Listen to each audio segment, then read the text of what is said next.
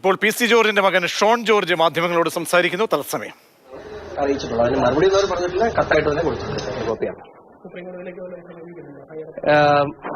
പല അഭിപ്രായങ്ങളുണ്ട്. തീർച്ചയായിട്ടും ഹൈക്കോടതിയുടെ കമന്റ് നിങ്ങളെല്ലാം വായിച്ചിട്ടുണ്ട്, എല്ലാ പത്രങ്ങളിലൊക്കെ വന്നിട്ടുണ്ട്. അതിനെ സംബന്ധിച്ച് ആ കമന്റുകളെ സംബന്ധിച്ച് അത് സെറ്റ് സൈഡ് ചെയ്യപ്പെടേണ്ടതായിട്ടുള്ള കമന്റുകളുണ്ട്. അതിപ്പോ അതും എന്ത് വേണമെന്നുള്ളത് പാർട്ടിയായിട്ട് ആലോചിച്ച് തീരുമാനിക്കാനാണ് ഉദ്ദേശിക്കുന്നത്. അപ്പോൾ പി സി ജോർജ് പറഞ്ഞ വാക്കുകൾക്കപ്പുറത്ത് അദ്ദേഹം പറഞ്ഞ വാക്കുകളിൽ ആരെങ്കിലും വേദനിപ്പിക്കുന്നുണ്ടെങ്കിൽ പിറ്റേ ദിവസം അദ്ദേഹം അതിന് കൃത്യമായ ക്ഷമാപണം, പ്രത്യേകിച്ച് അദ്ദേഹത്തിന്റെ വാക്കുകൾ പ്രത്യേകിച്ച് എടുത്തു പറയണം.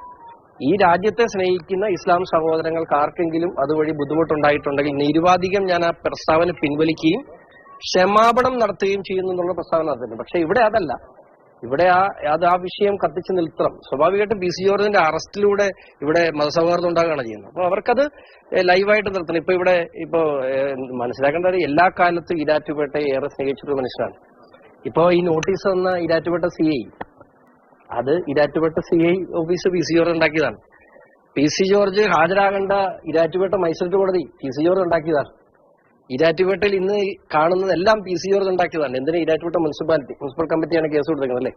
അപ്പോ ഈരാറ്റുപേട്ട മുനിസിപ്പാലിറ്റി ലീഗിന്റെ എതിർപ്പിനെ അവഗണിച്ച് പി സി ജോർജ് UDFിലുള്ള സമയത്ത് ലീഗിന്റെ എതിർപ്പിനെ അവഗണിച്ച് പി സി ജോർജ് ഉണ്ടാക്കിയതാണ്. അപ്പൊ അദ്ദേഹം ഒത്തിരി സ്നേഹിച്ച ഒരു സമൂഹം വഴിതെറ്റിപ്പോകുന്ന ഒരു സാഹചര്യം ഉണ്ടായപ്പോ ഇപ്പൊ ഈരാറ്റുപേട്ടയെ സംബന്ധിച്ച് ഈരാറ്റുപേട്ടയിലുള്ള എല്ലാവരും തീവ്രവാദികളെന്ന് ഒരിക്കലും പി സി ജോർജ് പറഞ്ഞിട്ടില്ല.